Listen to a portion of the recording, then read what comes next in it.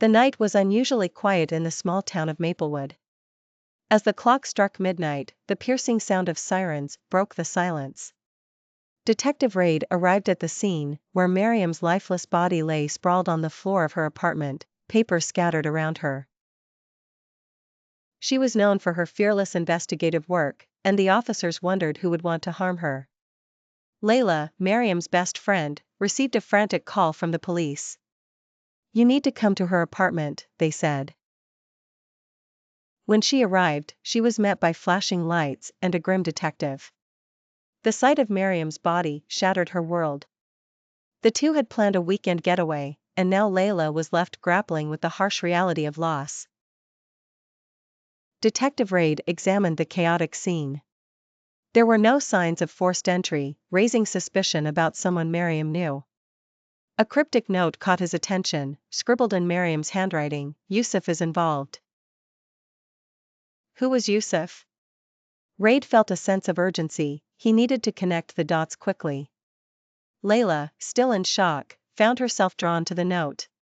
She pieced together Mariam's last days, how she had mentioned a major story involving Yusuf, a prominent politician with a history of corruption. As the police gathered evidence, Layla felt compelled to delve deeper into Mariam's investigation. Raed and his team began tracking Yusuf down. After several phone calls and leads, they discovered he had been at a secret meeting the day before Mariam's murder. An informant mentioned whispers of a deal that involved silencing anyone who threatened to expose their corruption. Raed's instincts told him this was no coincidence. As Raed interviewed Mariam's friends, Layla noticed the tension in the air. Many seemed uneasy discussing Yusuf, avoiding eye contact and fidgeting in their seats. One friend, who had been with Mariam the night she received the threatening calls, recalled seeing a shadowy figure outside her apartment. Layla felt a chill run down her spine. Could this be linked to her friend's death? Raed managed to trace the unknown number that had sent Mariam threats. The number belonged to a burner phone, commonly used in illegal activities. Each clue led them closer to a web of deceit involving influential figures in the town. As the pieces came together, Layla felt the urgency to protect Mariam's legacy. With mounting pressure from the media and the public, Raed arrested several suspects, including Yusuf.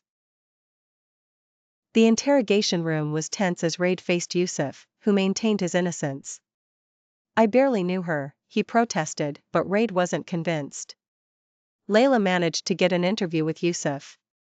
Sitting across from him, she felt a mix of anger and determination. When she pressed him about Mariam, his demeanor shifted. She was digging too deep.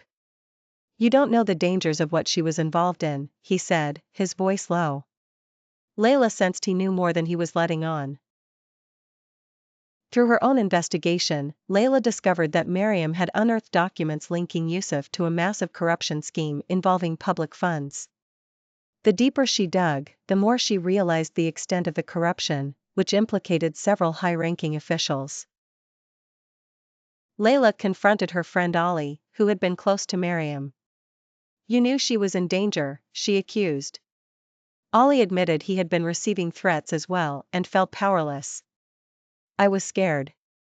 I thought keeping quiet would protect us," he confessed. Layla felt the sting of betrayal. How could he not warn her? In a heated confrontation, Layla demanded answers from Ali. "Did you tell anyone about Mariam's findings?" she shouted. Ali's silence spoke volumes. Realizing he might have inadvertently leaked information to those who wanted to silence Mariam, Layla's heart sank. As Layla examined the evidence further, she discovered that Mariam had planned a press conference to reveal everything just days before her death.